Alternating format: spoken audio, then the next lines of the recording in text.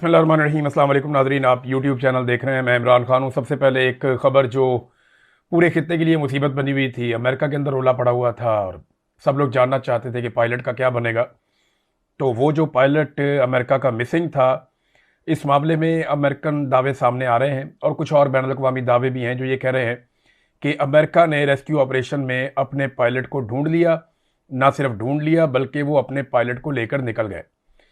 ये अगर अमेरिकी दावा सच है, क्योंकि देखें ईरान दूसरी तरफ ये कह रहा है कि वो नाकाम ऑपरेशन था और उसमें कुछ अमेरिका को मिला नहीं और अमेरिकन अपने ही हेलीकॉप्टर तबाह होते रहे, उनके अपने तैयारे तबाह होते रहे और ये ऐसी कामयाबी कोई अमेरिका को नहीं मिली। ये ईरान का दावा है, लेकिन अमेरिकन ने बड़ा लंबा ऑपरेशन किया है। अगर ये ऑपरेशन कामयाब हुआ है तो ये एक तारीखी नौइयत का ऑपरेशन था कि ईरान के बीच में एक अपने पायलट को ढूंढने के लिए अमेरिकन एयरफोर्स ने, उसके मरीन्स ने, उसके कमांडोज ने बड़ा शानदार एक ऑपरेशन किया है। फ्यूचर में आप देखिएगा इसके ऊपर हॉलीवुड की फिल्में बनेंगी। वजह यह है कि अमेरिकन अपनी प्रोजेक्शन करते हैं अपनी मिलिट्री की और इस किस्म की ऑपरेशंस की, जैसा कि उनकी बहुत सारी मूवीज़ हैं। ब्लैक हॉक डाउन एक उनका एक इंसिडेंट है, उसके ऊपर उन्होंने मूवी बनाई। बहुत सारे और वाकयात पे अमेरिकन अपनी मूवीज़ बनाते रहते हैं। उसामा बिन लादेन के साथ जैसे हुआ, उसके ऊपर पूरी डॉक्यूमेंट्री बनाई गई। तो पाकिस्तान के अंदर भी इन्होंने एक ऑपरेशन किया था अमेरिकन ने, डीप इनसाइड पाकिस्तान, ये काकूल मिलिट्री एकेडमी के करीब एबटाबाद में। तो ईरान में ये बड़ा एक दलेरी का फैसला था अमेरिका का कि अपने पायलट को वो हर हाल में लेकर जाएंगे और बड़ी बहादुरी दिखाई अमेरिकन फोर्सेस ने, जो वहां से वो कामयाब हो गए। देखे, चाहे फोर्सेस दुश्मन की हो या अपनी हो, आप उनको पसंद करें या ना पसंद करें, लेकिन जो सिपाही बहादुरी के साथ लड़े, चाहे वो कोई भी हो, उसकी इज्जत करनी चाहिए। और जो बहादुरी के साथ लड़े और जो कामयाब ऑपरेशन करे, उसको तारीख हमेशा उस कामयाबी को याद रखती है। यानी हजरत खालिद बिन वलीद रज़ी अल्लाह तआला अन्हु की जंगों को तारीख की किताबों में उन लोगों ने लिखा और उन लोगों ने तारीफ की जो उनके दुश्मन थे। तो ये अमेरिका ने बड़ा कमाल ऑपरेशन किया है। डोनाल्ड ट्रंप ने इसके बारे में एक ट्वीट किया। मैं थोड़ा सा पहले डोनाल्ड ट्रंप के बारे में आपको बता दूं कि डोनाल्ड ट्रंप ने क्या कहा। We have rescued the seriously wounded and really brave F-15 crew member officer from deep inside the mountains of Iran। हमने जख्मी हालत में और बहुत ही बहादुर ऑफिसर जो F-15 का था, उसको हमने ईरान के पहाड़ी इलाके में अंदर से जाके रेस्क्यू कर लिया है। और जो ईरानी फौज है वो बड़ी कोशिश कर रही थी, सख्त कोशिश कर रही थी उस तक पहुंचने की, और बड़ी तादाद में उस तक जाना चाह रहे थे और वो उसके करीब पहुंच रहे थे। और ये बहुत ही इज हाईली रिस्पेक्टेड कर्नल, वो बड़ा काबिल एहतराम कर्नल है। उसके बाद फिर उन्होंने कहा जी कि ये बहुत शानदार किस्म की रेड थी और बहुत खतरनाक ये एक मिशन था और सामान और फौजी ये सारे इसके अंदर शामिल थे। वो कह रहे जी हम एक के बाद दूसरी कोशिश कर रहे थे, हमने पायलट को रेस्क्यू कर लिया दिन की रोशनी में। ये एक आम वाकया नहीं है और हमने 7 घंटे गुजारे ईरान के अंदर इस ऑपरेशन में। ये बड़ा अमेजिंग था, show of bravery and talent by all. फिर उसने कहा जी मैं एक न्यूज कॉन्फ्रेंस करूंगा इस हवाले से, डोनाल्ड ट्रंप ने कहा, पीर वाले दिन ओवल ऑफिस में, और मैं इन ऑफिसर्स के साथ करूंगा। God bless our great military warriors. ये ऑपरेशन के बारे में जो दीगर इतलात आ रही है ना, वो भी बड़ी हैरान कुन है। जो फैक्ट्स हैं वो मैं आपको बताता हूं। पहले तो इसमें एक F-15 तैयारा तबाह होता है, उसका एक पायलट मिसिंग हो जाता है, उसको ढूंढने के लिए मिशन शुरू होता है, हेलीकॉप्टर्स जाते हैं और 2 हेलीकॉप्टर डैमेज हो जाते हैं। अच्छा, रेस्क्यू मिशन चल रहा था, इन्होंने पायलट अपना ढूंढ लिया, उसको रेस्क्यू कर दिया, लेकिन अनाउंस नहीं कर रहा था अमेरिका, इस डर से कि अगर वो अनाउंस करेगा तो फिर कोई और सूरत पैदा हो जाएगी और पहले निकालना जरूरी है। तो चारों तरफ से उन्हें खतरा भी था और वो हेलीकॉप्टर उन्होंने एक एरिया के अंदर उतारे, डैमेज हेलीकॉप्टर थे, और फिर उसके बाद मजीद इमदाद मंगवाई गई पीछे से ताकि सारे के सारे क्रू को उठा के वहां से रेस्क्यू किया जा सके। और फिर अपने वो दोनों हेलीकॉप्टर भी अमेरिका ने तबाह कर दिए। वो जो हेलीकॉप्टर वहां पे उतारते, जैसे आपको याद होगा एबटाबाद में इनका एक हेलीकॉप्टर डैमेज हो गया था, तो उस हेलीकॉप्टर को अमेरिका ने खुद ही तबाह कर दिया था ताकि पाकिस्तान के हाथ कुछ भी ना लगे। इनकी टेक्नोलॉजी बहुत अच्छी होती है ना, तो ये नहीं चाहते कि इनकी टेक्नोलॉजी को कोई कॉपी करे, लिहाजा वो तबाह कर देते हैं। तो इस तरह जो है HH-60 हेलीकॉप्टर जो है 2 वो भी डैमेज कर दिए गए, फिर बाद में उन्होंने उनको खुद ही तबाह कर दिया। फिर C-130 जो है वो 2 जो है वो डिस्ट्रॉय हुए इसके अंदर। फिर एक जो है A-10 थंडरबोल्ट 2 वो भी डिस्ट्रॉय हुआ इसके अंदर इस ऑपरेशन में। एक जो है MH-6 लिटिल बर्ड वो भी इसके अंदर तबाह हो गया इस ऑपरेशन में। एक या 2 MQ-9 रीपर्स ये भी इसमें तबाह हुए इस ऑपरेशन के अंदर।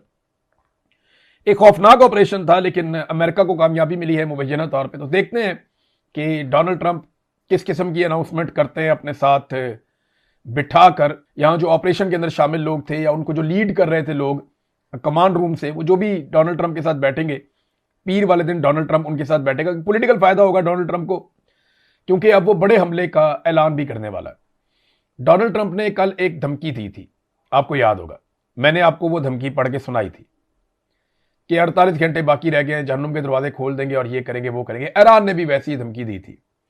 लेकिन अब डोनाल्ड ट्रंप ने कहा कि ईस्टर संडे के बाद मंगल का दिन, यानी आज एतवार है, आप वीडियो देख रहे हैं, परसों यानी मंगल वाले दिन वो ये कह रहे हैं कि ईरान में पावर प्लांट डे और ब्रिज डे होगा।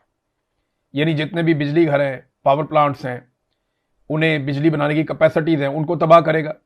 और ब्रिज डे यानी जो पुल हैं ईरान के मुख्तलिफ इलाकों को आपस में जोड़ते हैं, उनको तबाह किया जाएगा अमेरिका की जानिब से। तो वो कह रही है मंगल का दिन ईरान में पावर प्लांट डे और ब्रिज डे होगा, ये सब एक साथ किया जाएगा, ऐसा पहले कभी नहीं हुआ होगा।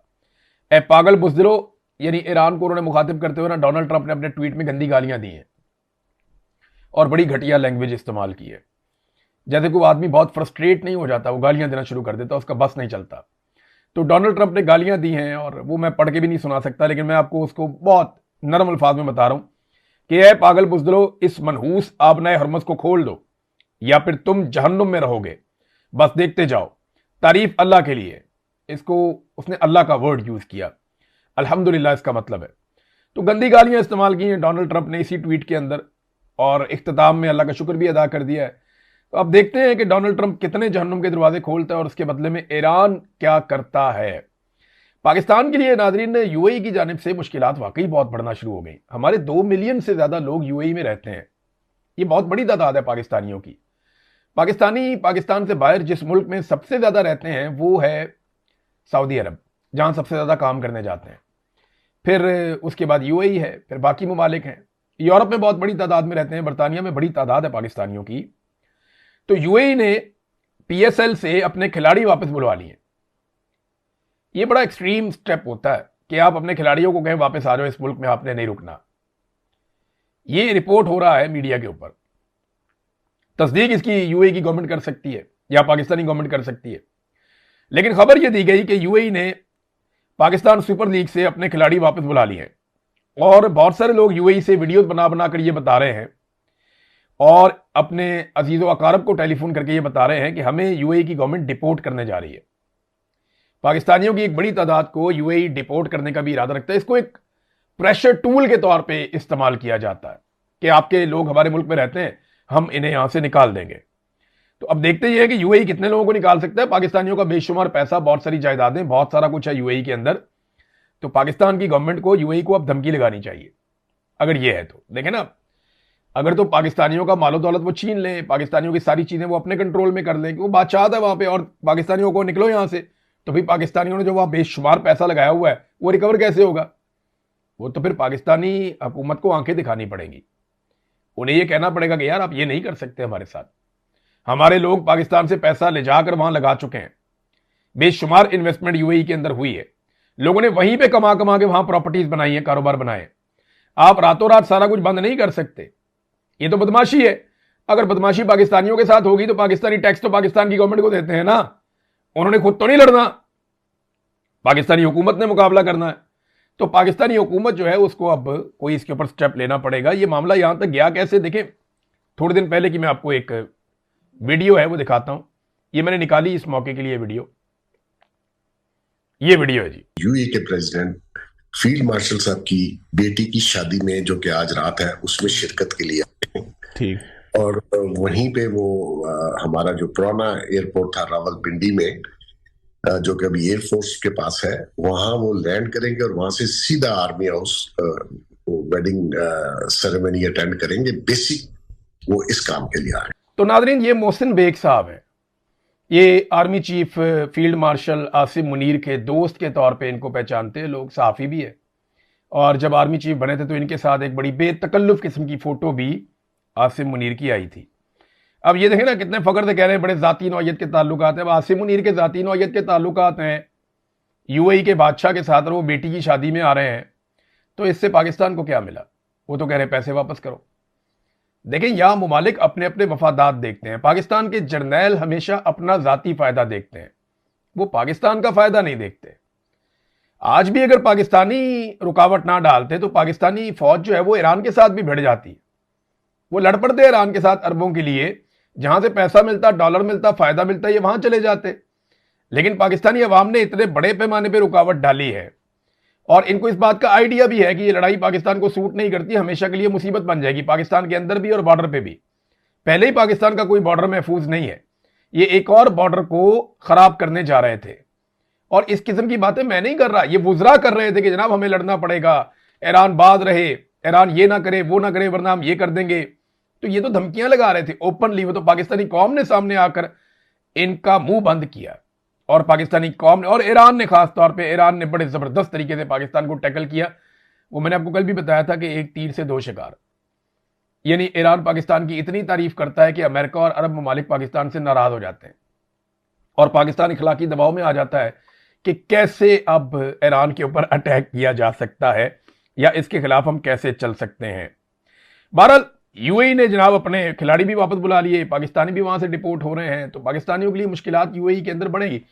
यही चीज अब सऊदी अरब के साथ भी पाकिस्तान की हो सकती है। देखिए, पाकिस्तान ने सऊदी अरब को यह कहा कि यूएई अगर हमसे पैसे वापस मांग रहा है, आजकल सऊदी अरब और यूएई के बीच में भी सर्द जंग चल रही है, तो पाकिस्तान फायदा उठाएगा। पाकिस्तान सऊदी अरब को कहेगा जनाब आप थोड़े पैसे हमें दे दें, और ये कह भी दिया पाकिस्तान की गवर्नमेंट ने कि आप कुछ पैसे हमें डिपॉजिट कर दें, हम यूएई के पैसे वापस कर देते हैं। लेकिन क्या सऊदी अरब ये करेगा? और अगर ये करेगा तो उसके बदले में पाकिस्तान को क्या करना पड़ेगा? ये है बड़ा सवाल, बहुत बड़ा सवाल है ना। इसका जवाब अभी हमारे पास नहीं है, लेकिन देखते हैं, क्योंकि पाकिस्तान की जो गवर्नमेंट है उसने जो पॉलिसी है वो यही रखी हुई है कि मांगते जाओ, इधर से फिर उधर से फिर उधर से, क्योंकि पाकिस्तान में मईशत नहीं चल रही। अगर इमरान खान के दौरे हुकूमत को रजीम चेंज के जरिए से इस तरह जाया ना किया जाता और पाकिस्तान इलेक्शंस के जरिए चलता, चाहे इमरान खान की हुकूमत रहती चाहे किसी और की आ जाती, तो आज पाकिस्तान एक स्टेबल मुल्क होता। पाकिस्तान के ज़र मुबादला के अपने ज़खायर होते, ना कि गैरों का पैसा उसके अंदर रखा हुआ होता। तो पाकिस्तान कुछ ना कुछ करके किसी ना किसी लेवल पे तो पहुंच जाता, और आज इतने मजबूर ना होते, अपनी फॉरेन पॉलिसी को हमने गिरवी ना रखा हुआ होता। जिसकी बात मानते हैं वो कहता ठीक है। और दूसरी बात यह है कि यूएई ने इतना लंबा अरसा पाकिस्तान के कौमी खजाने में अपने पैसे रखे हैं, उसका शुक्रिया अदा करने की बजाय उसके गले पड़ गए जब वो पैसे वापस मांग रहे हैं। और जब आप गले पड़ेंगे, सोशल मीडिया पे उनकी तस्हीक करेंगे, यूएई वाले बहुत सियाने हैं, उन्हें पता है कि सरकारी अकाउंट्स कौन से हैं और टाउटों के अकाउंट्स कौन से हैं। उन्हें पता है कि उनकी तौहीन करवाई जा रही है सोशल मीडिया के ऊपर, तो इसीलिए अब वो अग्रेसिव हो गए हैं आपके खिलाफ। तो चाइना के साथ भी ये एस्टेब्लिशमेंट पाकिस्तान की यही खेल खेलती है।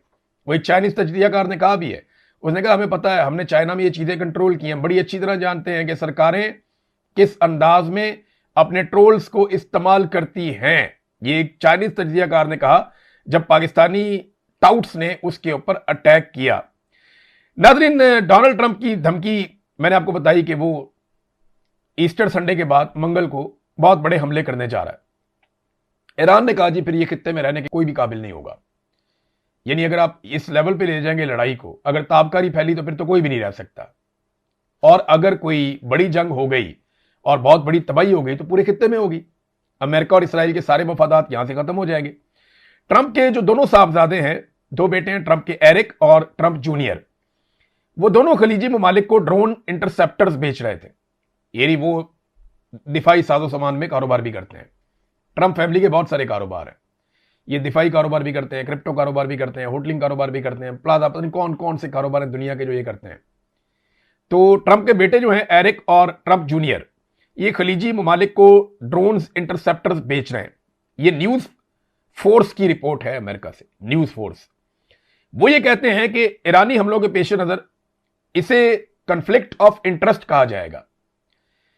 यानी इस वक्त जो अमेरिका ने ईरान के ऊपर अटैक किया और ईरान ने बदले में मिडिल ईस्ट के ऊपर अटैक किया, अब जरूरत बढ़ गई है वहां पे ड्रोन्स इंटरसेप्टर्स की, और इनकी प्रोडक्ट्स की मांग बहुत ज्यादा बढ़ गई है। तो ये कन्फ्लिक्ट ऑफ इंटरेस्ट है कि बाप एक जंग क्रिएट करता है और बेटे उस जंग को लड़ने के लिए हथियार सप्लाई करते हैं, और मुल्क आपका बहुत दूर है, आपको उसका कोई फर्क नहीं पड़ता। लेकिन कल मैंने आपको बताया था कि हुसैन बाकरी एक तजियाकार हैं, तो दावा किया था कि अमेरिका तक मार करने वाले उनके पास मिसाइल आ गए हैं शुमाली कोरिया से, और ये 500 की तादाद में है। अभी इसकी कोई तस्दीक तो नहीं आई, लेकिन ये चीजें अमेरिका की जो अपनी सलामती है उसको भी खतरे में डाल सकती हैं। अगर कोई मुल्क पूरा तबाह होगा तो फिर वो दूसरे मुल्क को नहीं छोड़ेगा।